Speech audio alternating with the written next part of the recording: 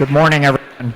So, those of you who've heard me before may know a little bit about this, but as a career in venture capital, we are required or charged with going out in the country and trying to identify world-class entrepreneurs, and then we back them for early-stage companies.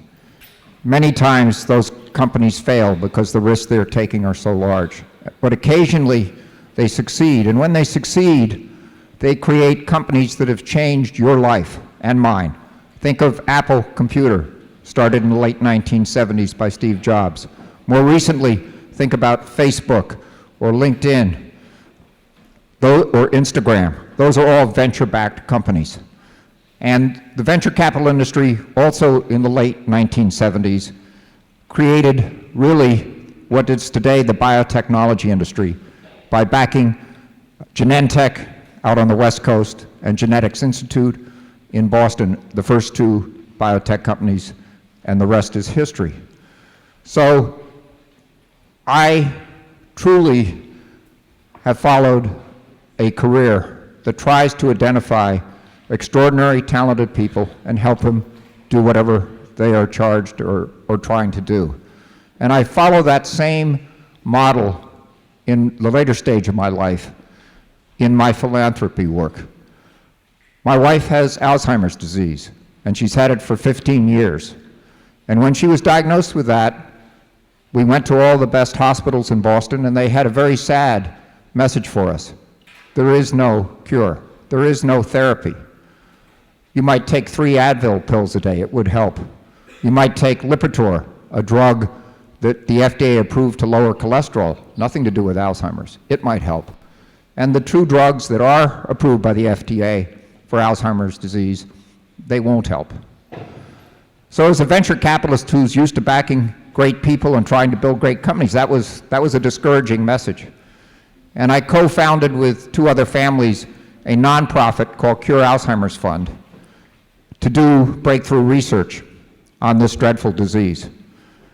And our strategy was simple. It was a venture capital strategy. Go out and find the best researchers in the country on this disease and challenge them to do high-risk, high-reward projects and hope we make progress.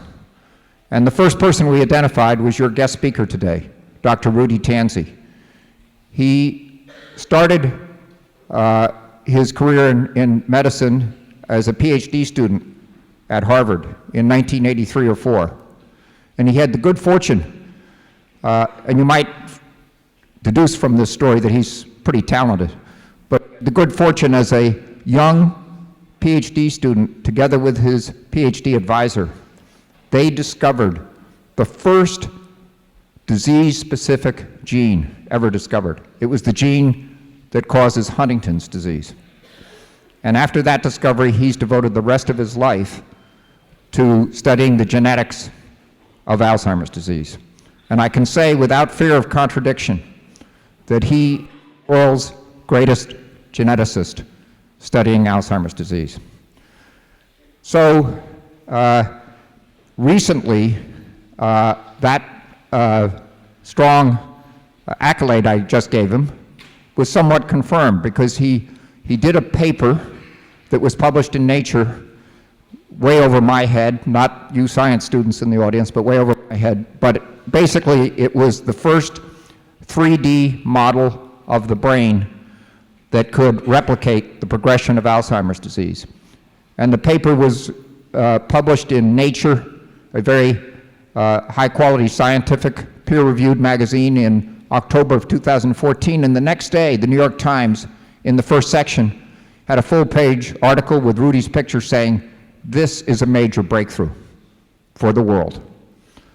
And in April 2015, Time magazine named him one of the 100 most influential people in the world, mostly because of the research that he had done on Alzheimer's.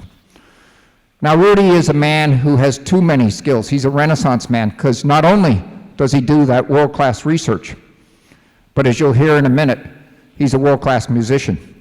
He plays the piano and keyboard instruments, and he jams with Joe Perry of Aerosmith. Too much talent for one person as far as I'm concerned, but there he is. And when we were driving down here, after I picked him up at the airport yesterday, he said, what's my day like tomorrow? And I said, well, you're coming to the high school, and what Donna Dunson would like you to do is play a little music to the morning meeting with some of the high school music, and then we'll go to the auditorium and you'll give a science lecture to IB students and science students and our guests from All Saints and Bach. And Rudy got he said, I can't play music in front of those 100 kids. So he's doing this with no practice, and I think he's going to rise to the occasion. So please welcome Dr. Rudy Tanzi.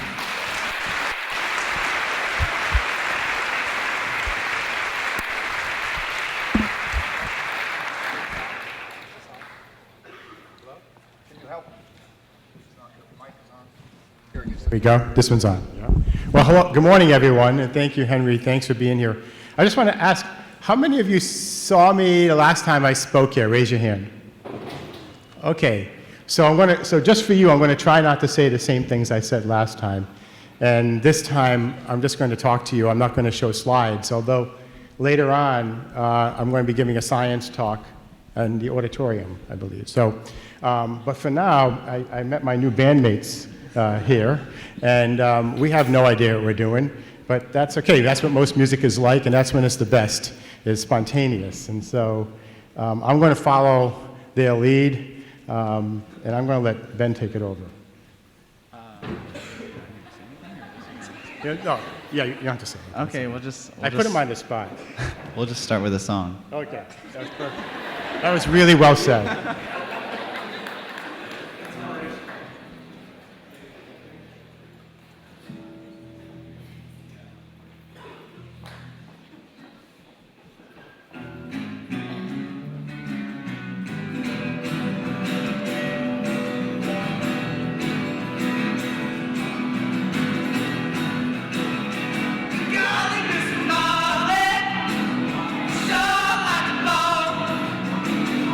God in the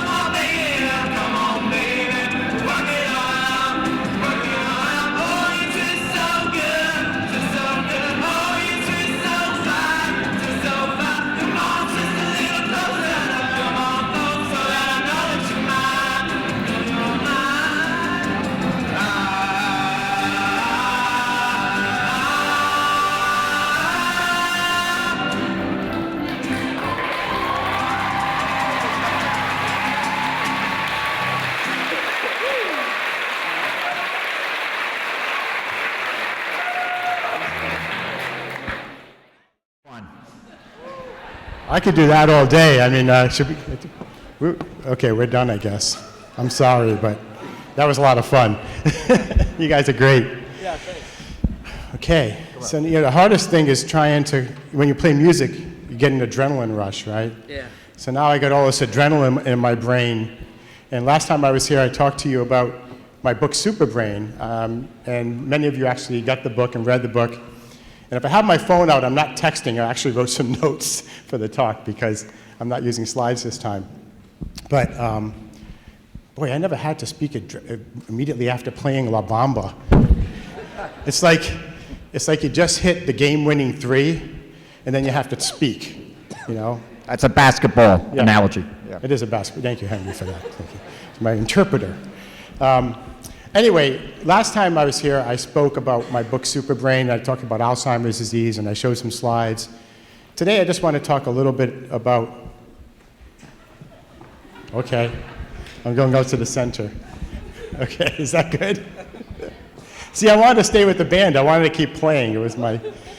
Anyway, so I'll tell you a little bit about who I am. You heard an introduction. I do 3 things in my life.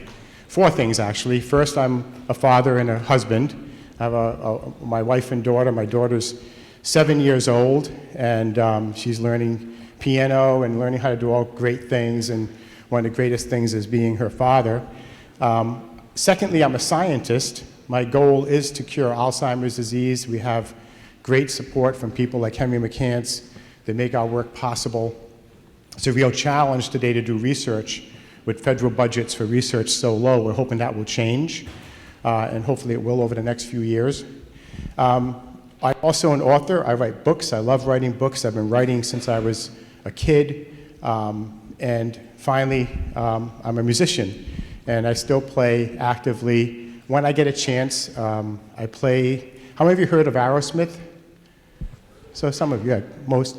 And Joe Perry is the lead guitarist for Aerosmith, and Joe Perry is one of the great guitarists of all time, and he has his own band, and I play keyboards in his band. So we just played in Las Vegas about 3 weeks ago at Planet Hollywood in front of about 7,000 people with the Jackson brothers, the Jackson 4 now, since Michael Jackson passed away. We did a tribute to Michael Jackson, and so it's a lot of fun. And we also had Neo was playing with us, who was an excellent musician. And so I still try to keep that up. So the thing is, I think about what I'm doing now, and then I think about when I was your age in high school, and I think about what my priorities were when I was in high school. And if I can carve out my priorities then, they were studies, no particular order, studies, my friends, you know, hanging out, and then sports. I played basketball until I wasn't tall enough to make the varsity team, so I switched to soccer, and I love soccer, played that in college too. And I loved doing all of these things, and along the way, I always wrote, and I always wrote in a journal. I wrote, you know, writings to myself that no one else would see, as I was thinking about life and why, you know, I was constantly thinking about why are we here, right? What's our purpose in life? So how many of you keep some type of journal or at least write notes for yourself as you think about life during your course of your day? Raise your hand. So some. I highly recommend it, because for me now to go back to those notes that I wrote starting when I was 13 or 14 years old, all the way through high school, and see what I was writing back then, it's a real treat to go back. And I'll tell you, when I wrote Super Brain, the book Super Brain, you know, did really well. It sold, I think it's up to 1.25 million copies worldwide. It was a big hit. And I swear to you, I took out all these notes I wrote from a shoebox from when I was 13, 14, 15 years old, and I used those as a huge part of writing the book Super Brain. Because I think that when you're your age, your mind is least cluttered with everything else you're going to learn in life. In other words, you have a fresh mind, you have fresh creativity. You don't know, it's funny how, you know, you have this incredible gift of creativity at your age, where you can just have your synapses fire and go to places that a guy at my age can't do much anymore. I have to really try. I have to meditate twice a day to get there. You guys wake up and do it automatically, you know? So I really recommend you write in a journal. When I used to write in a journal, I would write about mainly when I played with music when it went really well one night, I said, what was different about that night versus a night where we didn't play that well, or practice didn't go well? Or if I played basketball and I had a really great game, I said, what was so great about that game? What was different? Or mostly, if I played a really bad game and, felt really bad, and sometimes you can play a bad game of basketball or soccer or baseball, and you just obsess. You obsess all night and into the next day about what you could have done where you did something wrong, right? So I would take notes on this, and I came, and even with friends, even hanging out with friends, sometimes you have arguments with your friends. Sometimes you just feel really bad for a week because, somebody you really like and hang out with, or a couple of your friends, something went wrong, and it takes, time for that to heal and go away. So when I used to write about these things in the early days in high school, I asked myself, when do I feel the best? No matter what I'm doing, when do I feel the best? And I came to a very simple answer. And to this day, I use this. Whether I'm playing on stage with Joe Perry, whether I'm playing basketball, I still play basketball with my bad knee, several hours a week. I shouldn't be playing. Whatever I'm doing in a group situation, the key is one word: service. So people become afraid of this word service. The thing is, when in your heart, your intention is mainly to serve those you're interacting with, your brain guarantees that you will do well. And sometimes when you say this, people will say, yeah, but if I just serve others, what about me? I'm just a pushover. Everybody's just taking advantage of me. I'm just working for others. I'm doing nothing for myself. And this is where you need to realize that the brain likes two things, okay? There's two things your brain wants. One is reward. You want pleasure. You want to play a video game and win. Pleasure, pleasure, pleasure. The brain evolved seeking reward. There are receptors called dopamine receptors. There's neurochemistry in your brain, especially at your age, which is unbridled, which is saying, I want pleasure, I want reward now. But that part of the brain is 100 million years old. And there's a newer part of the brain right here. It's only 4 million years old. Okay, so this is the newly evolved part. And that part of the brain says, I have identity. I'm aware of who I am. I have purpose. And that part of the brain, which is the newest evolving part of the brain right now in mammals, is saying, I'm happiest when I serve others. The parts of the brain that are altruistic, putting others before yourself.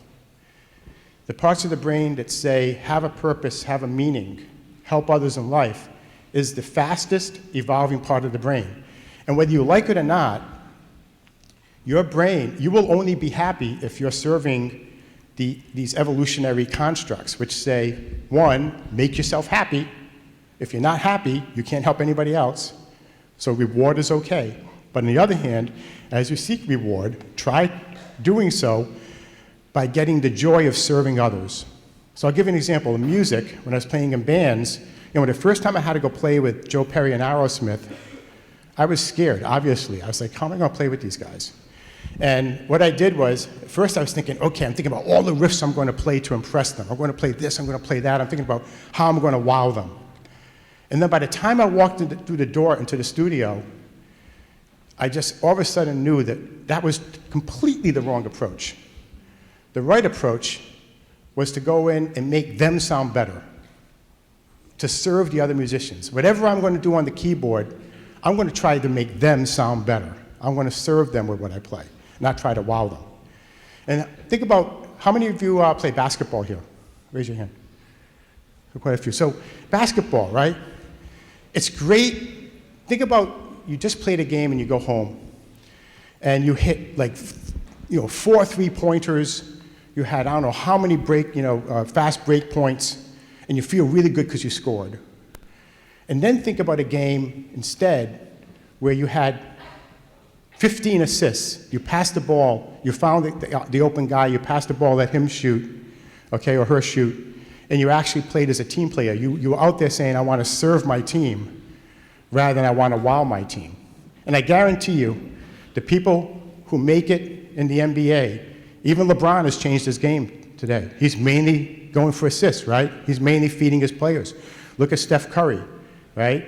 These guys are thinking, how can I serve you? Yeah, they're hitting the three-pointers. They're doing the wow stuff. But the first thing in their mind is service, service to others. And then this translates also to science. In science, I know scientists who are just trying to come up with the next big story. Woohoo, look what I just published in Science, look at me, right? And that's flash in the pan stuff. You come up with a big story in a big journal, it comes and goes. But if you do something that you know is going to help people long after you're dead, where you're going to be immortal based on what you gave back to the world because your first intention was service, that's when you really do the best work. So that's the main message I wanted to give you today about what I do, and I'll tell you a little bit, more about what I do for a living in the lab. But I just hope that you'll go home and think about this.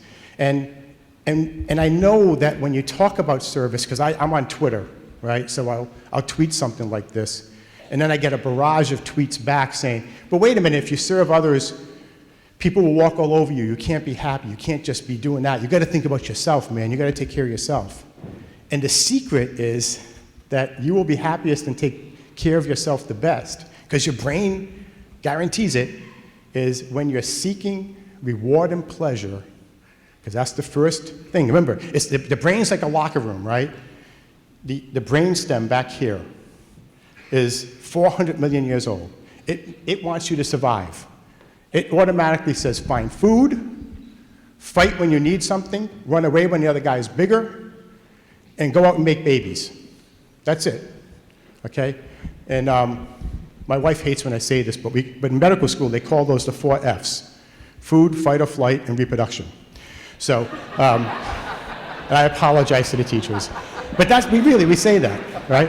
So those are constant, listen, that part of the brain is 400 million years old, 400 million years.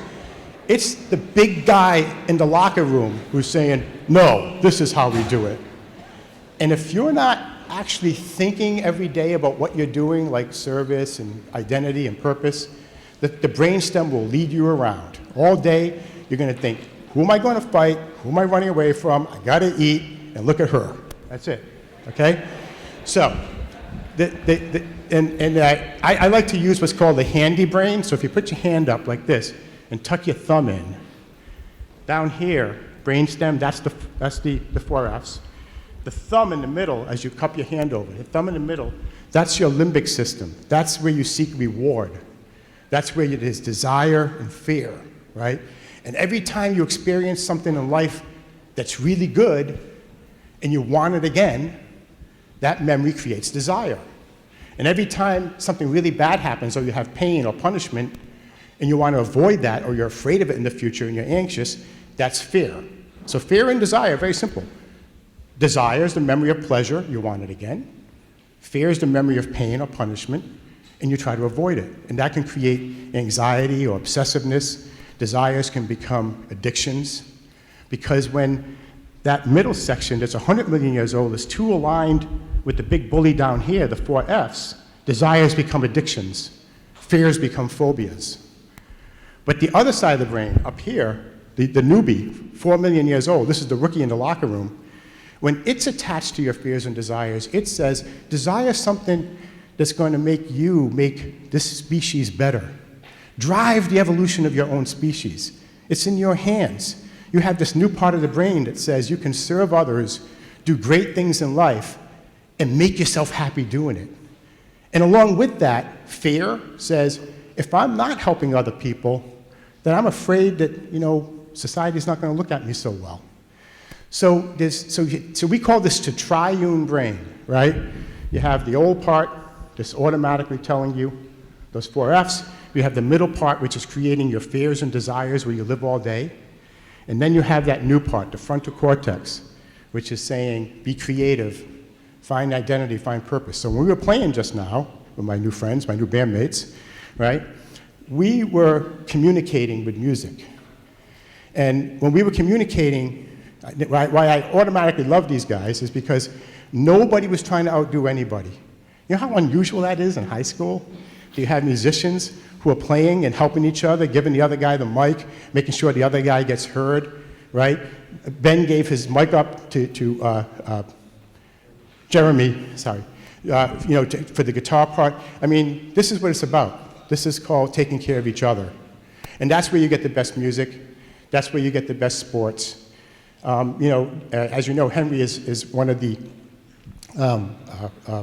co-owners of the Red Sox. And I remember one conversation I had when Henry graciously had me up in the box, the director's box. And I met the hitting coach of the 2004 team. If you remember, 2004 Red Sox were down 3-0 in the ALCS against the Yankees. No team ever came back from 3-0. And of course, they came back and beat the Yankees. They went on to the World Series and won their first World Series in 2004 since 1918. An amazing thing. And when I was talking to their hitting coach, Papa Jack, he was saying, I said, what was the secret? What was going on? He said, somewhere around that Yankee series, and this was largely due to David Ortiz and others, there was a feeling in the clubhouse that we're not here to wow each other or be stars. We're only here to help each other. And here's what happens. Okay, there's a man on first and a man on second, and you're up at bat. If you're thinking to yourself, I need to get a hit, I need to show them how good I am, watch this, that pressure will kill you. You're probably going to strike out or just have an out. But if you're up at bat, this is all came from Papa Jack, but if you're up at bat and you're saying, man, I really want to get these guys home. I want to get that guy in first and second around those bases and home. And there's 2 outs and I got a guy on deck and I really want to make sure he gets his at-bats. I'm here to serve them on base. I'm here to serve this guy. I'm here just to serve. Now, all that pressure you put on yourself to perform goes away, and instead you're thinking, how can I help you? Those are the key words in life. How can I help you? Whether you're a musician, on a sports team, or doing science, everything you do, if you're saying, how can I help the world? And that's the true reward that makes me happy. That's where my desire is. That's where I get my pleasure. Then you can't fail. You're serving the most important parts of the brain. So I'm not going to, did you want me to talk about my science, or that's later? I think that's good. Yeah, so that's really the message I wanted to give you today. You guys are so lucky to be at your age. You're so lucky to be in high school. I mean, you got the whole world in front of you. But I hope, just to tell you, just one last story. I really wanted to be a musician in my life. And I was really lucky enough, some of you heard this story when I was here last time. I was lucky enough when I was 17 years old, I got to play with Ritchie Blackmore. Anybody remember Ritchie Blackmore in Deep Purple? The older people do.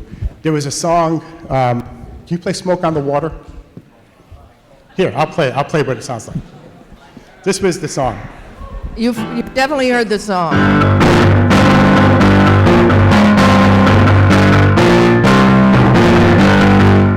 Okay, do you remember that song?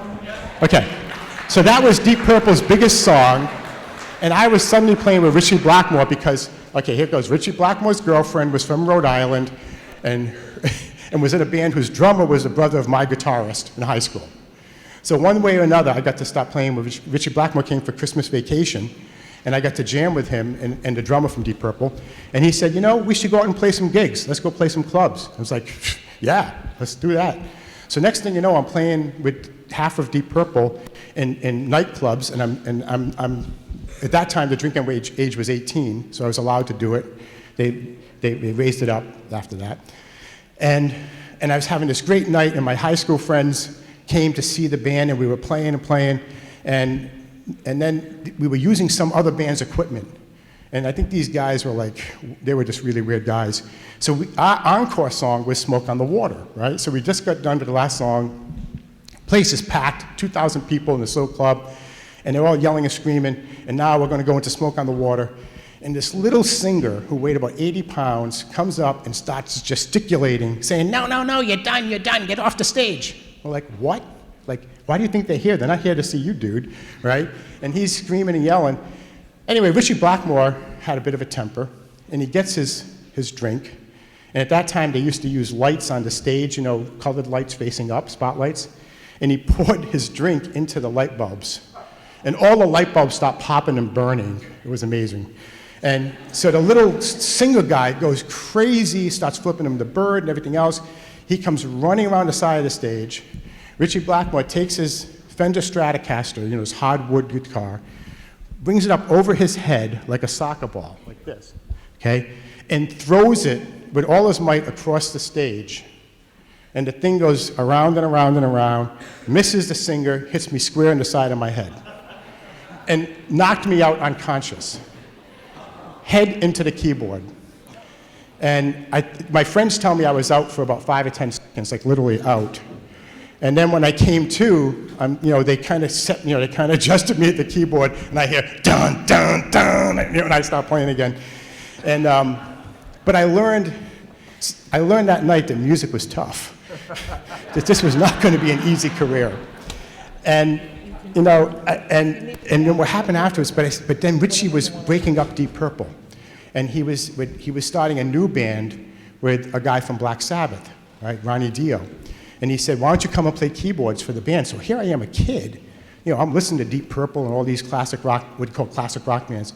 And I had a chance to skip college and go play with like major rock stars of that day.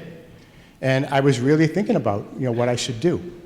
And then that summer, my dad died suddenly. He died at 45 years old. He had a heart attack playing golf, just like that. And that nailed it. I said, well, I felt my father looking down on me from heaven, and I said, I can't let him down, man. I'm not going to go play with a rock band. And I decided to go to college. But all that time, I was so sorry that I didn't go into music. I had this big chance. Of course, Richie Blackmore's next band didn't make it anyway, so that was easy. They had one hit. But anyway, after that, if you think about it, I go into science, and then because I did this Alzheimer's research, it became world-class research, and I found the first Alzheimer's genes, and had this great career in research. GQ magazine had this thing called Rock Stars of Science, where they picked different scientists who were big in their field, and then you posed with rock stars, right? It was like a public awareness thing. So the guy who's biggest with AIDS, Anthony Fauci, was with Sheryl Crow. I was with Joe Perry and the guy who did the Human Genome Project, Francis Collins. I think somebody else was with Will.i.am from Black Eyed Peas. But we all did this big photo shoot together. And then there was this poster in every airport all over the place of me with Joe Perry and the head of the NIH, looking like rock stars, and I had sunglasses on. It was kind of hokey, but it was like a public awareness thing. And because of that, I got to meet Joe Perry, and when I said to him that day, I play, like how many people tell him that? And so he nicely invited me down to go play with the band one day and just jam, and that's when I had that sudden realization. Go in there and don't try to wow them, don't try to do anything special, just try to help. Put service in your heart, service. How can I help you? How can I serve you? How can I make you sound better? That's what's going to make me happy. And then because of that, after this first session ever playing with Joe and the guys, they said, hey, we're playing the Tonight Show, Jay Leno, in 2 weeks. Why don't you come and play with us? Just like that. So the story is that even though I went into science instead of music, because I did well in science, and because of an ethos of service, I ended up getting back, and I'm still playing today, playing music today and enjoying both. Same thing with writing. I'm writing books, which I always wanted to do. And again, I think, just to finish up, think about this message, okay? Your brain wants two things. It wants to be happy, it wants pleasure and reward.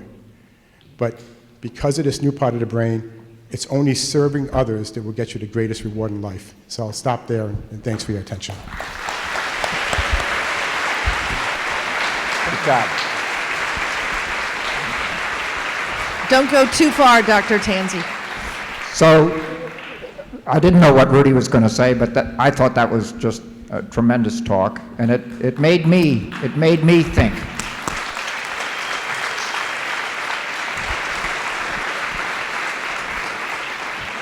It made me think. And while I loved the first 45 years of my life, I didn't have quite enough service in it. And the last 15 years of my life, where I've really worked on philanthropy, have been the most rewarding, the most enjoyable of my life, because service is a part of it. And part of that service has brought me together with Donna Dunson, and then that in turn has brought Donna and Rudy together here today for the second time in 3 years. To think that little old Lake Wales has one of the 100 most influential people in the world taking a morning out of his busy life to share these stories with you just makes me so darn happy. Thank you. Me too. Thank you. Thank you, Dr. Tanzi. Can we turn it up a little bit? I loved when you came here last time and what you did, and today, just today, and I want to make it clear when he was talking about the pleasure piece of that, he's calling on you to get out of the Olympic brain because, you know, you can get a little carried away, but we'll talk about that when we don't have visitors. I love what you said about the service and what Henry said. I hope you're really listening to this, really taking it in. It's probably one of the most important things that have been said on this gym floor. You know, find what it is that feeds your soul. And the notion of you are your brother's keeper, those are not empty words on this ridge. They are not empty words. And Dr. Tanzi, since you last visited, the GPA has gone from a 2.8 something, the average, to a 3.4. Is that where it is now, Anuj? Yeah. And these kids and this staff had the highest percentage of increase in graduation rate school in the county. And in great part, is because of he's talking about, what Dr. Tanzi is talking about. You have helped each other. You've helped each other during H2H. That has made the difference of collectively what is happening here. And it's pretty profound, pretty profound. And without the support of Henry and financial support, enabled us to do so many wonderful things. It's the moral support and his counsel and what he has inspired us to do, and it's really pretty remarkable.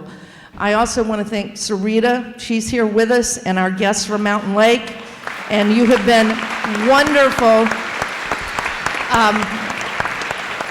And we have some Mountain Lake community members here today. And Charlotte, I want to introduce you. Charlotte Richardson is Henry's right-hand woman or man and just organizes his life. Charlotte Richardson. And you know, when you talk, we've talked before in here about the importance of a good team. And with Henry's situation, and his wife, he told you, has had Alzheimer's for 15 years, 15 years. He said this to me one day. He said, I have the financial means to go find the best doctors in the world, and it can't help my wife, the one I love. Think about that. And so he's walking out here. I have no idea he's going to pull me off. They're going to do a final song, so hurry up. Okay. We will do the music, but I want to finish this one thought with it Henry said, because I think it's, reel you back in just for a minute. I think it's so important. So important, and the final thing that he said was the last few years of his life where he had been in service, the happiest of his life. You've got to get that.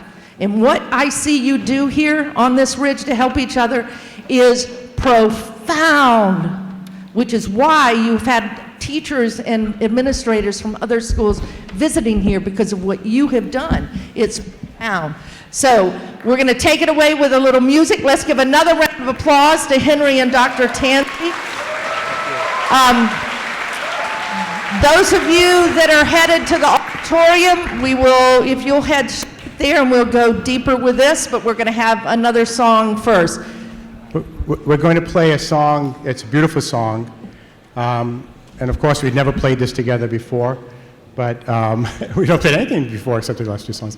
But it's called Hallelujah, okay? We're learning it right now. Just give us a chance. Yeah.